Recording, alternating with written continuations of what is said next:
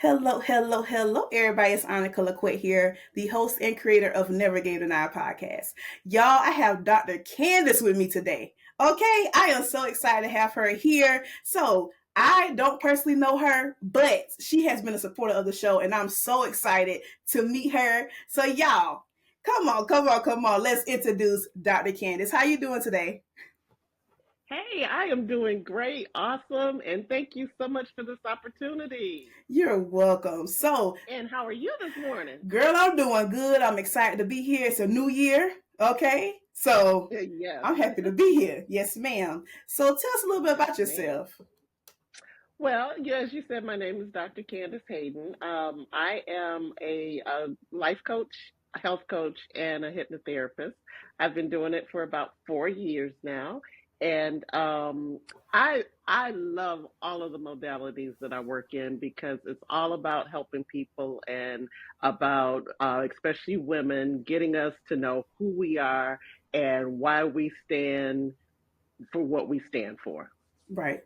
That's amazing. I like that. Okay. I like that you said hypnotherapist. Come on now. Yes, ma'am. Okay.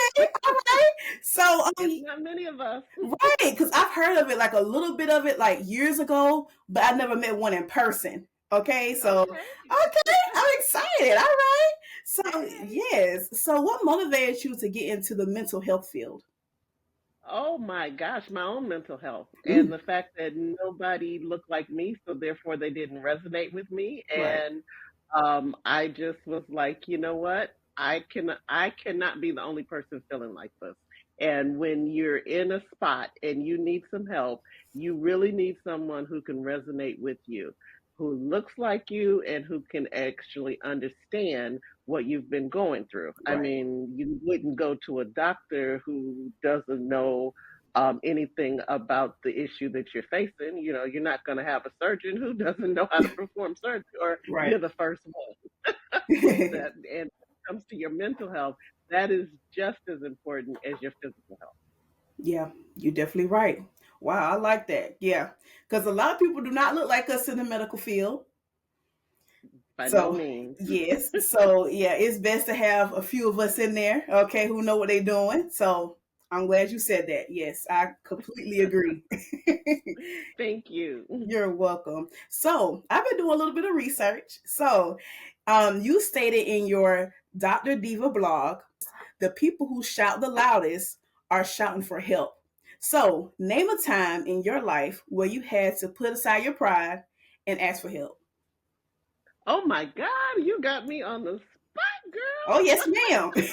Okay, so you have done a little bit of research and Yes. in knowing and in understanding that research, you probably know a little bit about my story, but Mm-hmm. real quick, April 18th, 2021, I woke up paralyzed. Mm, I was paralyzed from my chest down. So I had a whole year plus some of having to ask to help for help because I'm very independent. okay. And this was a part of my life where I've never had anybody to have to do something for me, nor had I ever had anybody that I thought would be willing to do something for me. So when you wake up and you can't do anything for yourself other than blink your eyeballs, Mm, you quickly learn that you've got to use your mouth and use your words, and you've got to ask for what you need and what you want. And my stories can be a little bit tragic also, but in the terms of seeking that medical care, I had to advocate for myself and ask for things that I didn't even know that I needed. right. So, yeah. Hmm. Woo, you gave me a loaded question, girl. Oh, yeah. I do this to all my guests. I'm like, you have to think back. Just think back because I do the research now. Oh, yeah. Yes. So, like, okay, so since you did say you woke up paralyzed, did the doctors like diagnose you? Do you know what happened?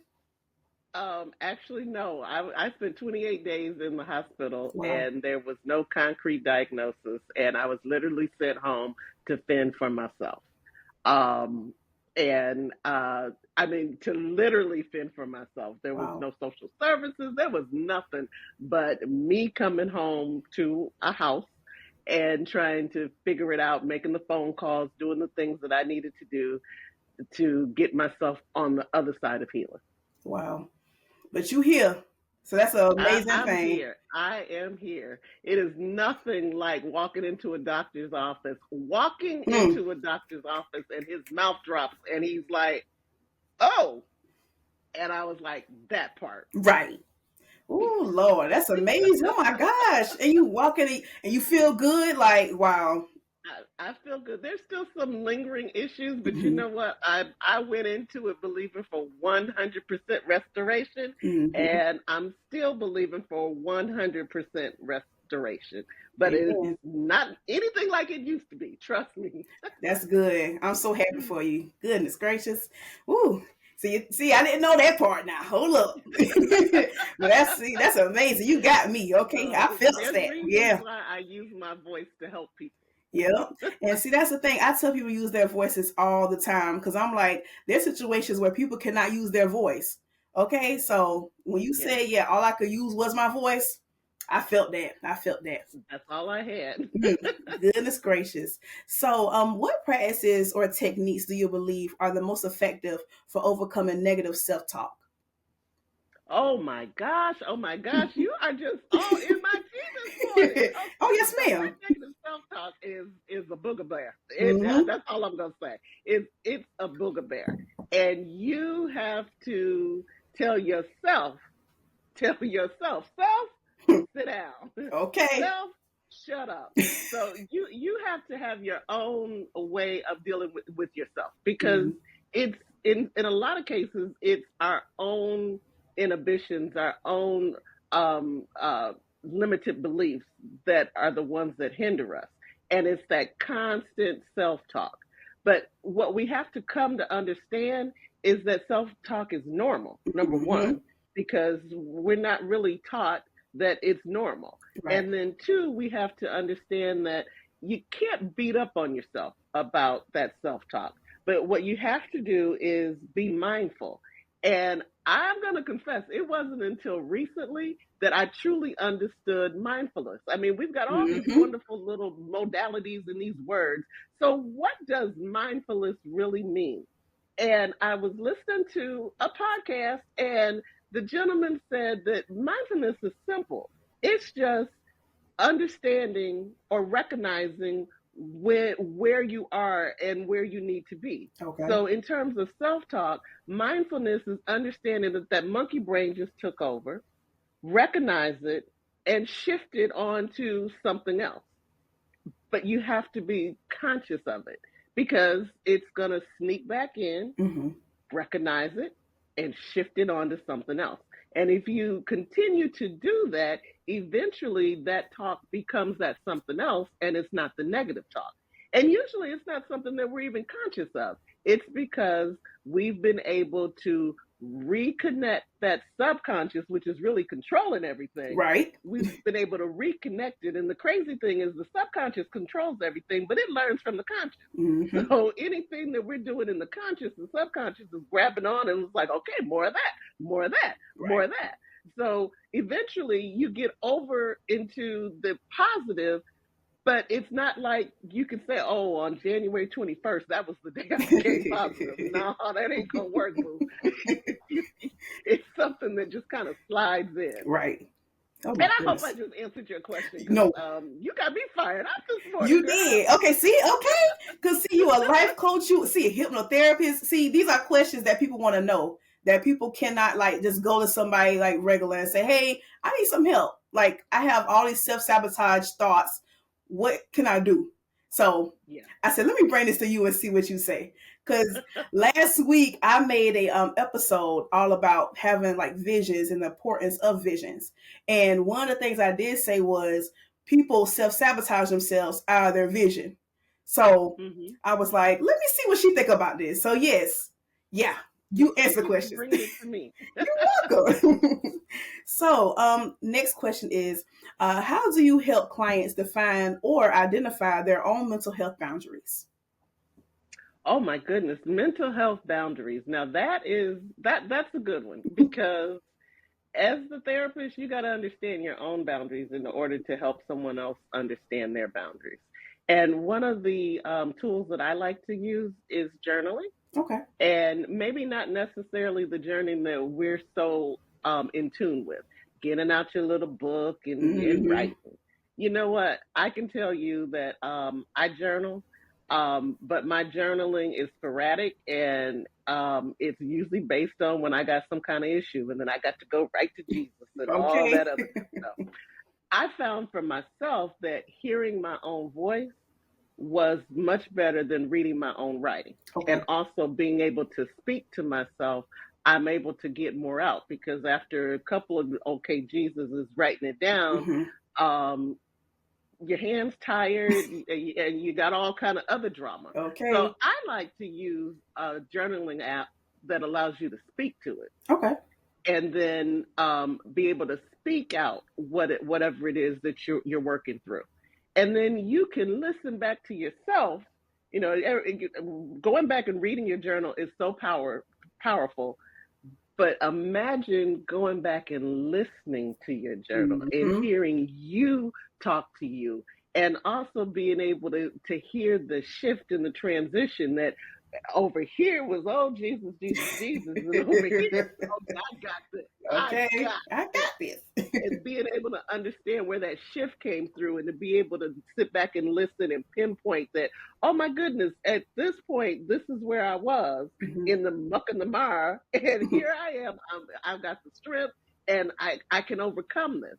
So that when the next thing comes, because something else gonna come, Okay. you're able to use that same issue that you walked yourself through with your voice. You'll be able to go back to that.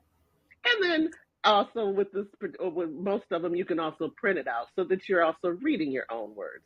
So your own words are so powerful. And I just like to take the shift from, I'm not saying don't write Mm-hmm. because I keep both journals, Okay. but I am more consistent with my voice journal than I am with my writing journal. Wow. Goodness gracious, because you brought me back to where I did a voice recording of myself a year ago. Like basically, Mm. like talking over my life. I was like in a real dark place. I was confused. I was like, Lord, I don't know what the world I'm gonna do. Like, I don't know what career path I want to take. I want to quit my job, like the job I had before. I want to quit that job. I'm like, I'm stuck. I'm like, I have so many Mm-hmm. dreams and goals, and I'm like, come on, Lord, I don't know. And I'm like, okay. And right when I started doing the podcast, because I launched the podcast January 29th of last year, 2024. And I was like, okay, Lord, you told me to do this podcast, but now I'm feeling stuck. Okay, Lord. And I start like talking to my phone. And then I listened to it, I want to say about 2 months ago. And I was like, I'm in a whole nother place. I'm A whole nother like, place. yeah, I'm way far off than what I was. So yes, you are definitely right. I do encourage people to do a voice audio of themselves too. And we have the technology now. You don't need to do Mm-hmm. anything important. You know, I talked about an app, but you can just pull out your phone and hit that little thing that says voice and Right. start talking. And it will chronicleize it for you because once you save it, it's going to have a date on Mm-hmm. You're right about that. So it. Hmm. I agree. So I saw that you have in your new ebook. I saw that, and it says "Overcoming Loneliness: A Journey of Connection and Self-Discovery." So tell us how someone can overcome loneliness, especially because Valentine's Day is coming up. So tell us how to overcome loneliness for like our single people out here, because I'm single too, baby. Okay, Okay. so I want to All know. right. Okay, well, first I'm going to say, I'm going to do a little bit of plug because I just got this together last night that I decided to do a growth and connection event on Valentine's Day specifically for those of us who have absolutely nothing to do. Right. And it's going to be from 9 to 10 on virtual. It's going to be Okay. on Zoom. So, one of the things that I completely recommend is, first of all, you got to become friends with yourself. Mm-hmm. So loneliness is a state, but when we dig down into it, we are looking at the fact that we feel that we need someone or something else to be able to fill that gap. Right. And generally, it's because we're not with self. So, we want to think of relationships, and we always say that if you're not whole, your relationship isn't going to be whole. Mm-hmm. And so while we're single, all we doing is working on ourselves. But are we really working on ourselves? Because Right. if all we're doing is longing for that relationship, we're not working on ourselves. We're Nope. living in the future versus being in the present. And the Mm-hmm. present is that you are not attached. So use that time to get to know yourself. Use that time to get to know your boundaries. Mm. Use that time to become your own friend. You know, it's not a bad thing to talk to yourself. Just don't answer yourself. That's my little joke. But get to know yourself. Right. And that's your first step towards overcoming loneliness. Because that state of loneliness is because you aren't able to go into self and what makes you happy. Mm-hmm. Sitting at a restaurant with somebody that you're pissed off at, and hopefully I can say that or you'll edit it No, out. you good. We real on here. Okay. Okay, cool. Sitting at a restaurant with somebody that you're pissed off with for the sake of being with somebody Mm-hmm. versus sitting at that restaurant enjoying the meal by yourself, eating what you want to eat and going where you want it to go. Those are two different stratospheres. Right. And we've got to become happy and confident in ourselves. And that's our first step towards overcoming loneliness. Yep. I agree. I do. Yeah. Yeah, because a lot of people, I didn't tell you I was a let little me bit of say, a preacher too. no, okay. Because, yeah, you're giving the tea. Because a lot of people need to know that. Because a lot of people jump from relationship to relationship, no time to Yes. heal, and they try to figure out what's going on with their life. Okay, Well, so you know what? That's because you keep going into those relationships. Mhm. There's a common denominator in all of it, Right. and the common denominator is you. And once we start to realize that, and I'm saying it a little bit harsh, but we've got to start to understand that everything starts with us. Yes. We can't keep blaming it on Johnny and Sue. Because every time one of those situations comes up, what is the common denominator? Mm-hmm. It's you, it's me. So let's start working on ourselves, block out all that other noise, and deal with this. Right. You're right about that. I totally agree. Okay. So how do you help individuals identify and break patterns of self-sabotage? Oh my. So we've got a couple modalities. So I truly like hypnotherapy because it's one of those you're probably understanding my personality. I like to Mm-hmm. get in, make that adjustment, and move on. Mm-hmm. Whereas coaching can be a little bit longer, and also coaching can also continue with the perpetuation of the thing versus grabbing it and moving it on. So one of the things that we want to work on is shifting that subconscious, Okay. shifting that self-conscious. And again, that's working with you internally. Okay.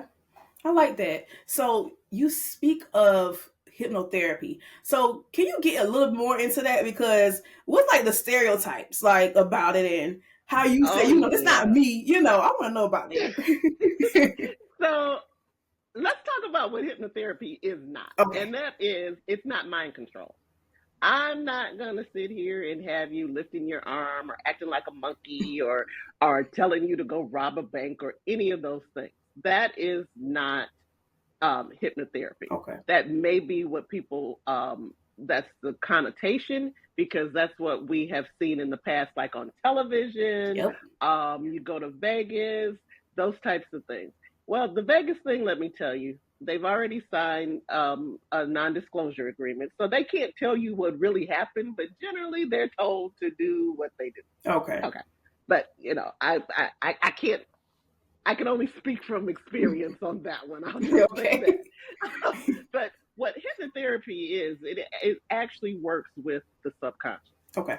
So I said it a couple of seconds ago that our subconscious is that which directs us, which is we think is just sitting there and it's back there. No, it's that which directs us. But your subconscious doesn't know negative or positive. It just knows what you've taught it. Okay. So one of the things that I like to talk about is the I am versus I will. So when we talk about I will be a Hmm. podcast Mm. a podcast host, Yep. that's putting it out in the future. Right. So your subconscious grabs hold of it, and yeah, maybe one day you might. Okay, I will be. Versus you saying I am a podcast host, which puts it in the then and now. Right. So your subconscious takes a hold of it, and that's what you are. Okay. And we don't want to talk about the past. I used to have this job. Well, you Mm-hmm. used to. Right. So let's move on from that and let's stay here in the present.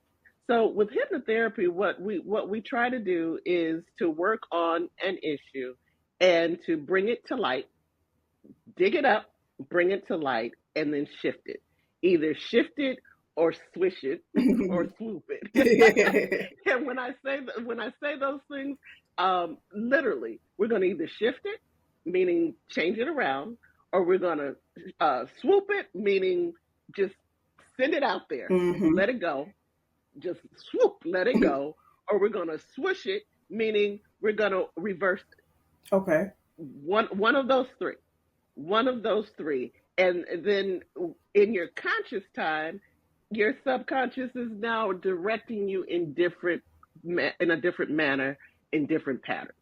Now that's a short explanation. Hopefully I didn't just make it even more woo-woo. No. But it's not. One of the things in my training that we were always told is you, as the client, don't have to believe in hypnotherapy, and you don't have to believe in me. All you need to do is to be able to follow directions. And in what we call a trance, as we're talking, you're going to get relaxed, and we're going to go and we're going to talk directly to the subconscious. And in that trance, we're going to bring up what it is that we're working on, and we're going to change it. We're going to visualize it. There's so many different things that we can do within a session to help change. So that when you come out of that trance, no, the wall isn't going to be blue and it was white before, but you'll have a different perception and a different manner in which you want to go about things. And then you bring in coaching. So, okay, now I'm making the shift. What do I do with it? Right. So then that's when you bring in coaching. In the way that I like to work is the coaching comes behind the hypnotherapy, or we're working in conjunction. Okay. I like that. Okay, so that brings me to a point where I remember I was on TikTok, I want to say like a few weeks ago, and something that changed my mind was when this dude said, there's multiple ways that you can use God's name in vain. So, of course, people say the oh my God and like, oh, Lord forgive me for saying that. But, like stuff like that. But he said another way is when you say that I am not something, because the Lord is I am. So when you said I am, instead of saying I will, meaning like you putting life into what you're doing. So you have to say I am something. So if you say I am broke, which I'm, Lord, I'm not. But if you say I am broke, that's who you are. Mm-hmm. So because the Lord is I am. Think about it. Mm-hmm. We always talking about what we am in negative. Yeah. Like you said, somebody will say in a heartbeat, I'm broke. Right. But they won't say I'm rich. Exactly.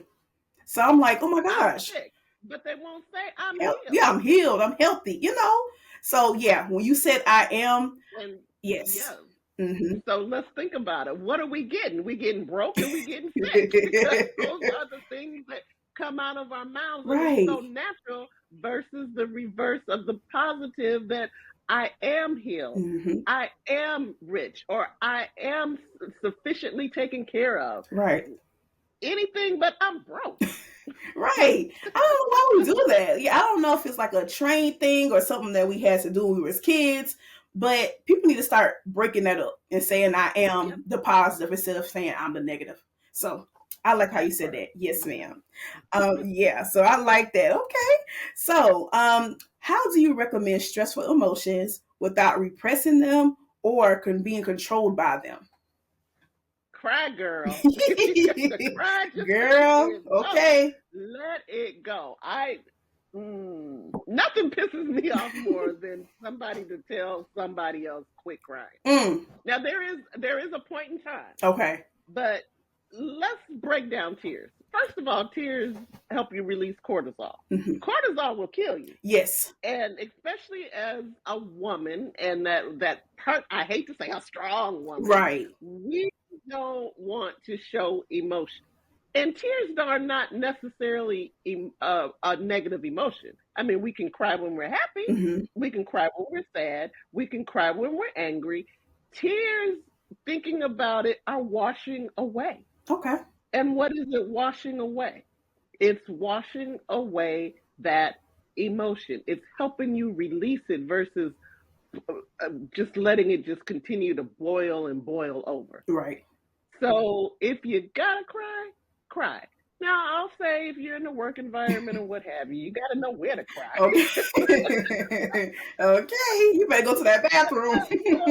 You're with your A-spoon coon, and you start crying, and she says, "Girl, quit crying." No.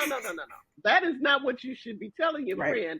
It's what we've been conditioned to do, but you need to be holding space for her. Yeah. And holding space means shut up. Don't say nothing. Just let her cry. Yeah, you're right. Just let her cry. Eventually, she'll stop. And there is a moment that you do have to tell her, okay, now we got to stop that. But we've got to allow it. And that can be the first step of starting to heal, is releasing that emotion. That could be the first step of starting to heal. So my thing is cry. Cry when you have to. Cry when you want to. Sometimes I'm just walking around the house and I cry. So I used to beat up on myself about crying.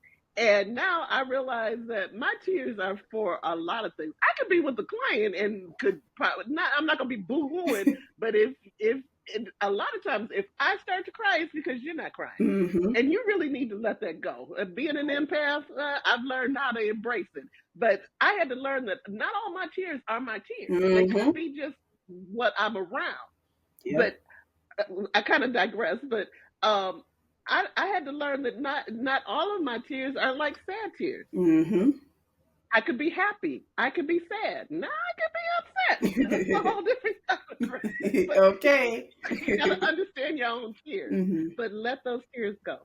That's good. Okay. Gotta let them go. Okay, I'm like, okay, I'm gonna cry in a heartbeat. Okay, because I'm like, oh Lord, I'm Keep tired. some eyeshadow and stuff in your purse, girl. Yeah. Okay, you ain't lying. So that's what I'm saying. Like, I'm an empath too. So like I could like take on somebody else's emotions. So I'm like, I know exactly what you're talking about. I'm like, okay, yeah. I'm like, these are not my tears. Something's going on. But when did you realize that? So you know, because I spent a lot of time like beating up on myself because I'm having all these emotions and I couldn't understand why I'm having all these emotions. And then it's like, okay, wait a minute, why is it with this set of people or that set of people? So I had to back into some of it. Yeah. You know, because there are books written about it, but I don't think people that look like you and I are necessarily exposed to them. And more so now, things are opening up, but I ain't gonna tell you how old I am, but back in my day, again, hypnotherapy probably would have gotten me excommunicated from the church. Okay. Right. Lord Jesus. Yes, Lord. You ain't lying. Nobody want to know about that now. But it's all right. It's cool. No, we ain't going there. It's all right. That part. You good, because, oh, Lord. So, to bring me back on part 2 for that. Okay, because we can talk about that for real. Okay. Yes. So, do you have like any upcoming projects or events you're working on? Oh my God! Like I got so many things going on other than sleep. But I already talked about I'm doing a virtual event on Valentine's Day, and it's going to be connection and growth, and it's going to be a quick, just an hour long people getting together for about 15 minutes. Let's have some open discussion. And then we're going to go into a group hypnotherapy session that's going to focus on self-love. That's good. And then afterwards, we'll do a little bit of talking. Boop, an hour later, you're back on to life, but probably feeling a little bit lighter. Mm-hmm. I'm also doing, just did a live event called Soul Sync 2025, where we got together and we worked on our intentions for 2025. And I realized that I left a lot of people out because that was in Michigan, cold, and I could only have 20 people there. Okay. So I'm also promoting small groups. You, your girlfriends, a group of 2 up to 5, and we can actually do our intentions for 2025 virtually. With it, you get an actual journal with the Soul Sync 2025 on the cover, and we'll just go through this is the words that I heard when we did it last Friday. This was not what I expected, and what I came in thinking were my intentions, they were not my intentions. It's all shifted and it's all changed.